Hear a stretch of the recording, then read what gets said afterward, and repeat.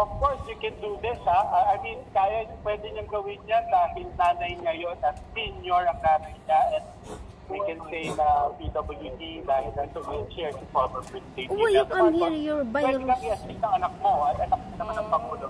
So, nahawakan yung balota niya. It's fine. Hindi naman siya ibang tao. Yan, syempre, si Tuma, kay Irene. Sino yung si Irene ang nandun ngayon? Sunod na magtutubo ng balota. Kaya 2 o'clock pa lang at 2:30 nandiyan na din sila upang maghanda para sa pagpapaboto sa bawat presinto. Kung kaya naman, generally speaking, napakaayos po yung pagboto ng bawat isa. Yung mga makina natin, maayos naman po. Kaya nagpe-people jam, konti. Ilan. Pero siyempre, madali pong ayusin yun. Hindi katulad ng mga dati. At again, napakabilis ang pagboto sa pagkata.